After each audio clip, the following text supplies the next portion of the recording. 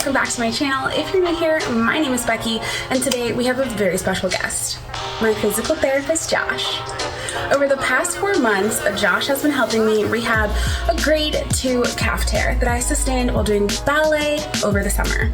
We've made some incredible progress, and today I'm so excited to be chatting with him about the rehab process, what it's been like for me, how we're prepping for the future, for the next phase of my training. And if you've ever had an injury or are recovering from one, this video might be for you. So let's jump right in. Welcome to my first ever ballet podcast.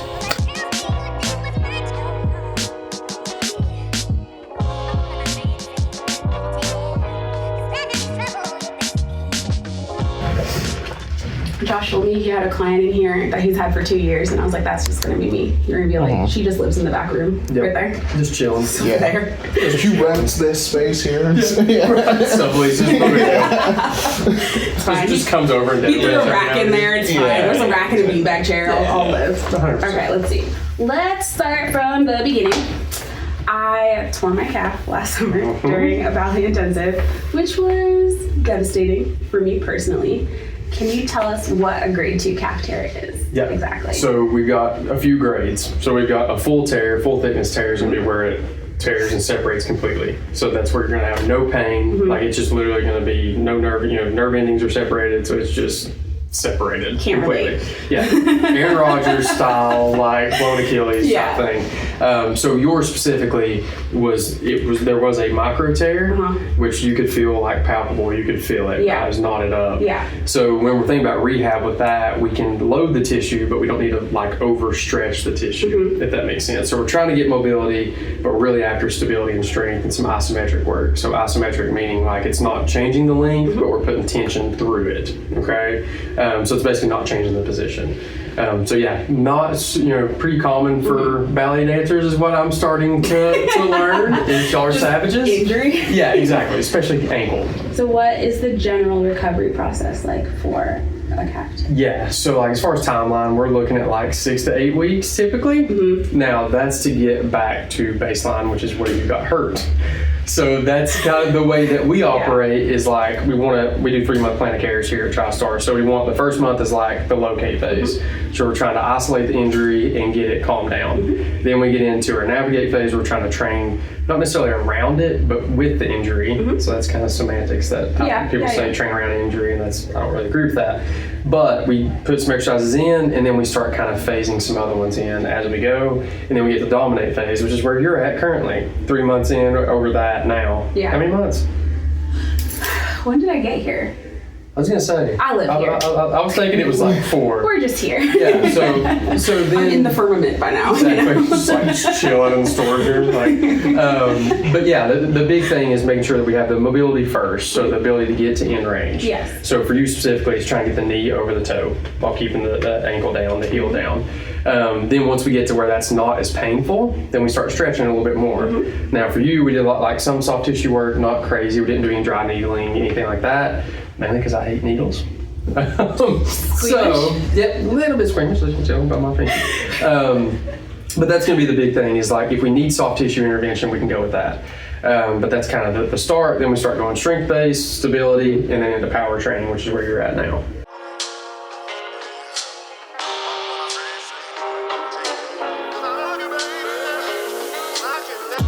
When I first started the rehab process, like when I first came to you, I was very nervous as a dancer because the biggest hurdle was finding a PT who kind of understood what I do and took that seriously. So what were your initial thoughts when you saw my injury and then learned I was a dancer? To be like, oh, we have to get her back there. Oh, super excited. Because I typically work with overhead athletes. So shoulder complex, some hip, some knee, but it's mainly shoulder. And I've got that kind of like dialed in. So not that it's not, fun, it's just like, it's not as challenging. Like the injuries are pretty similar, just for throwing injuries. So with you, it was a new challenge for me. I'm like, okay, elite performer, very strong, with a gnarly tear. Let's do this. Like, this is exciting. Something new. Yeah, no, exactly. And then too, like once you came in, or before you came in, I started doing some just review for ballet, and just Took seeing you down a rabbit hole you haven't been before. like absolutely bonkers. I'm like, how is this even humanly possible? So like that was exciting because like it was a new type of training that I needed to like, kind of re-up on. Yeah, and you're like a sports person, so it was like also a new sport to like 100%. learn little bits. Yeah. I feel like every time we come in here, we're like, let's tell you about this crazy thing we did at ballet. And you're like, are you guys okay? Yep. It's like, how can we make that with squats or with heavy weight in some way? How do I make my baseball players suffer with this? Exactly, which I have, and they don't like it. So we've done a lot of strengthening exercises over the past few months, and I know the focus has been getting me back in dancing shape. But recently, we've been worried about like pushing that line of, are we going too hard or not hard enough? And I want more than what my calf is able to do. And patience is not really a virtue that I have. So how do you balance pushing progress with your clients, but also making sure they don't re-injure themselves? It's hard. Because well, and that's kind of rest. What is rest? No, we've talked about this several times. You're like, I have 3 days on my week. What are we doing? I need more workouts. But it's something that we see a lot with the type of athletes that we get in here. Is they're elite in every aspect. So that means recovery. And recovery is the one that's typically, it's elite, but it's like, yeah, but I still want to work. Yeah. And with soft tissue injuries, we've got to give that time to heal, right? Unfortunately. So we can't like overstretch. We can't really change that timeline. Yeah. But we still want to find ways that we can be challenging and like push in certain ways. So like for you, it was something where we were looking at like plyometrics. We have to slowly introduce that. You felt that? It was like little pogos first, like, good ground reaction forces and quick, time off the ground. Then we started going higher jumps, started doing, lateral, just multi-directional stuff. So we've got to make sure, one, I temper my, like, my inner Icarus of like flying close to the sun. You know what I mean? Can we get? Yeah, but we want to have a good tan, but we don't want to get burned. So, but then that's something that, as far as something I see a lot with PT, is they don't lay out that plan, that expectation of like, okay, we're going to push it. Yeah. But we need to have a line that we don't cross. Yeah. Now, inherently, the way that I train, being a strength coach and a PT, we're going to cross the line. Like, that's just part of it. But we've got to be smart about how we get there. So, like, we had a couple of those where you're like, text me, like, we're going to fight. Like, this is killing me. Oh, yeah. The number of times I told you we're going to fight is probably in the double digits. Oh, for sure. For sure. Yeah. But. And 1 month Josh was different than 3 months Josh. Yeah, the flip. Yeah. We flip a switch and suddenly I'm like, listen, who are you? I didn't sign up for this. Yeah, so like that, but that's where just expectations are clear on the front. Like, hey, we're gonna push it, but you got to be transparent with me on what you feel like you can recover from. Yeah. And then I take like certain principles and be like, okay, this amount of time typically is how you'll recover.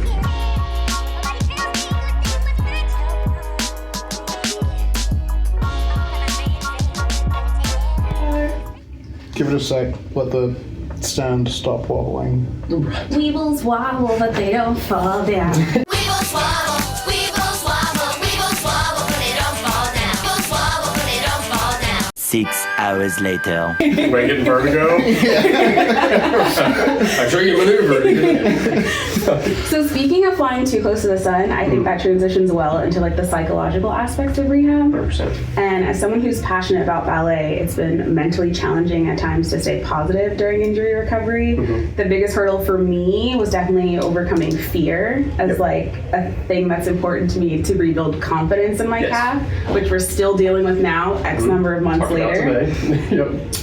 After an injury like this, it's easy to feel nervous pushing yourself again, especially at high impact activity like ballet, lots of jumping, lots of like being up, being down. What advice do you have for people who are scared to get back into their sport or activity after a serious injury? Find a good physical therapist and strength coach.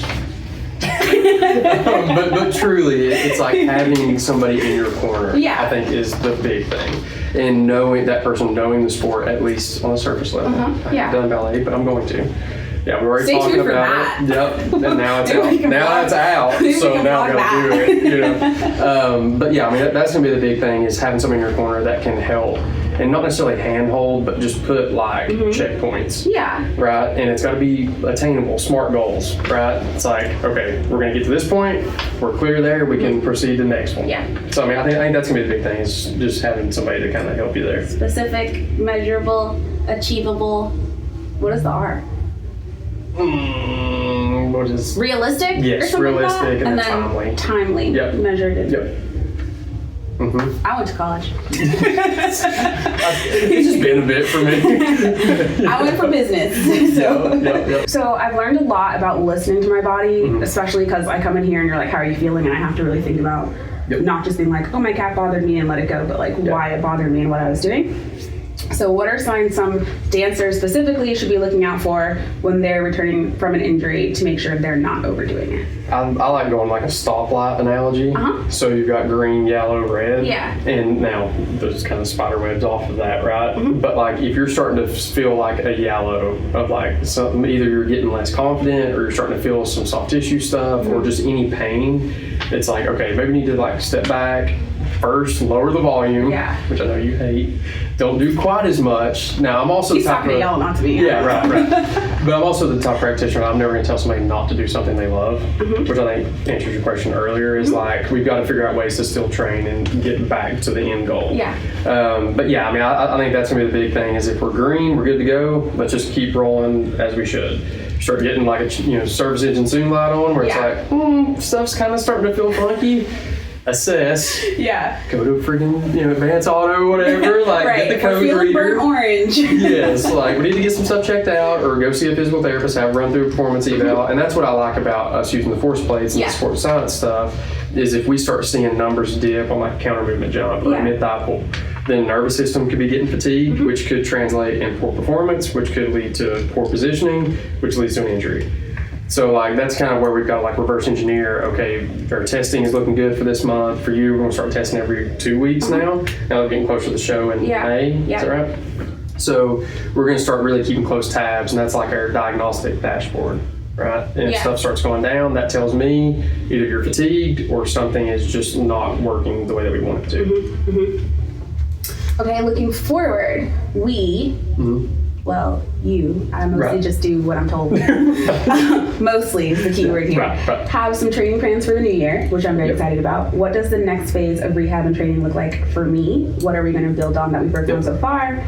And does it involve more death by squats? Yes. I'll answer the end of that is yes. So for you specifically, your deadlift is very, very good. Thanks. Right? So I don't know if y'all have seen the video, but she's putting up some serious weight. So I'm trying to get her into powerlifting. Yeah, just like plug it in right here.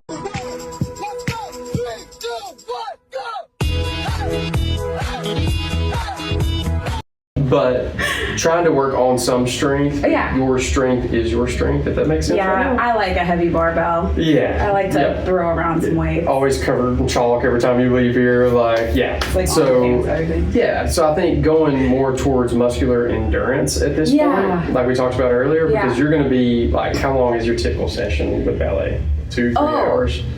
Between 2 and 4 hours, depending on what type of cycle we're in, Yeah. So when we think about training, like most people train for an hour and then they do body parts. So they're probably doing calves for 10, 15 minutes at most.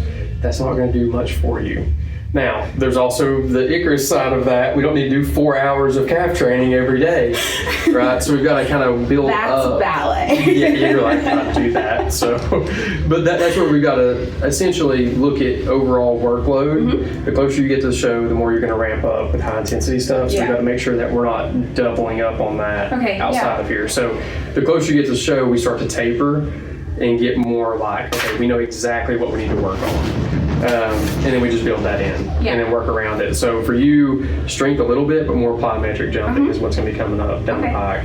And a lot of endurance. So like we did leg press sets 25 earlier with 5 seconds rest in between. Those are fine. Yeah, it's going to be just all But they were heavy, so. I actually had to stop you. So that's another thing that I'm learning. I enjoy a heavy barbell. Well, I love it. Ballet dancers they push constantly. So that's what I'm learning. None of my friends, we don't know how to not push. Just go. Yeah.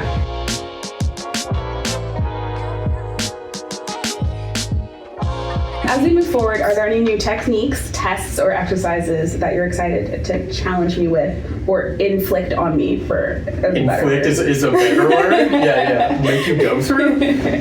So as far as testing goes, it's going to be a lot of single leg power. Okay. So just like single leg counter movement jumps, you'll be on one force plate, on one leg, jump up, and land and stick. Yeah. So that's going to be pretty specific, like the Royal Ballet we were talking about. Yes. The force plates, they've got a protocol that they go through with all their dancers in their academy, institute, group. Company? Let's use company. Better. Okay. So like they run through these diagnostics, but there's some tests that you just haven't done yet because of the impact. So the single leg counter movement jump we've done before, we're just going to do repeated hops. Okay. That's going to be something you're going to basically go up and then land and go right back up. Yeah. And as far as your show goes.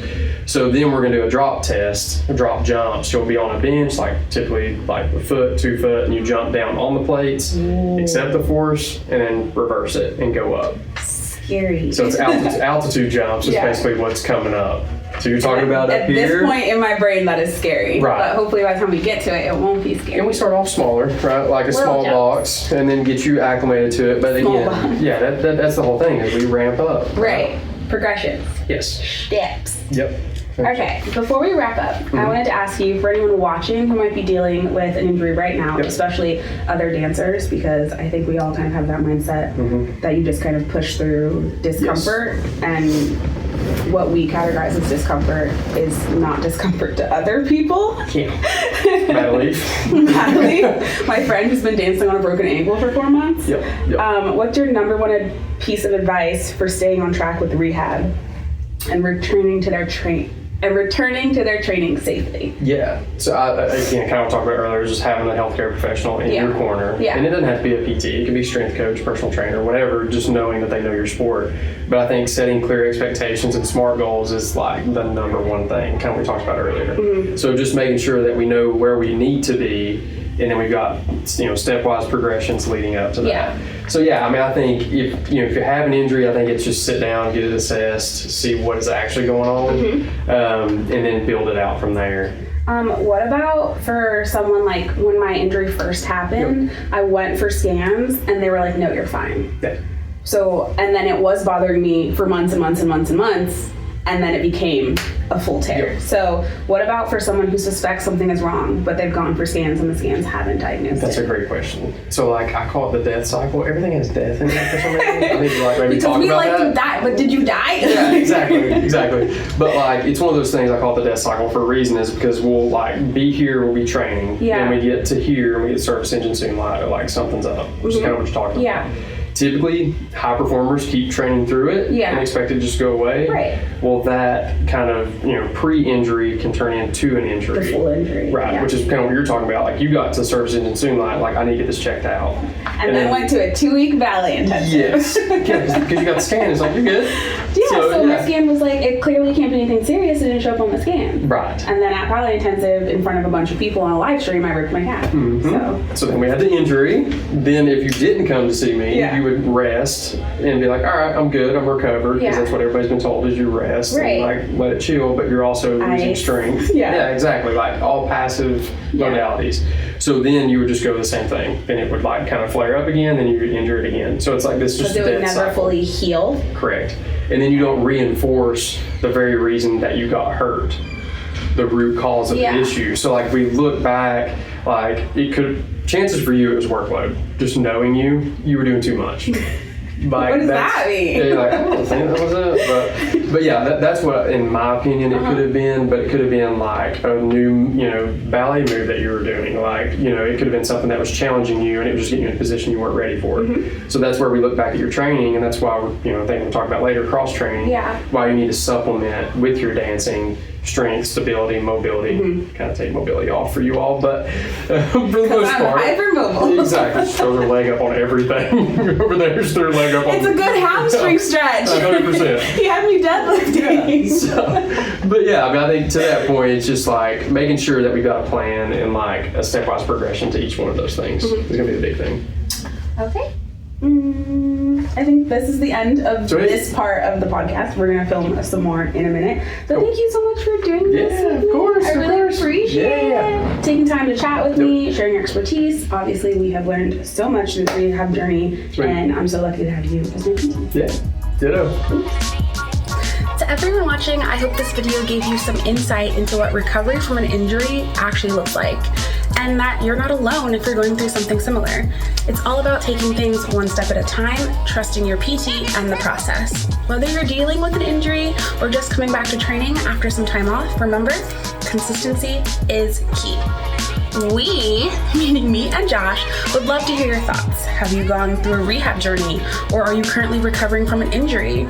Did you have a question that didn't get answered and you just want Josh's opinion? Drop your questions and experiences in the comment section down below. I'd love to chat with you. And as always, if you found this video helpful or entertaining, don't forget to like and subscribe. Thank you guys so much, and I will see you in the next one. Bye!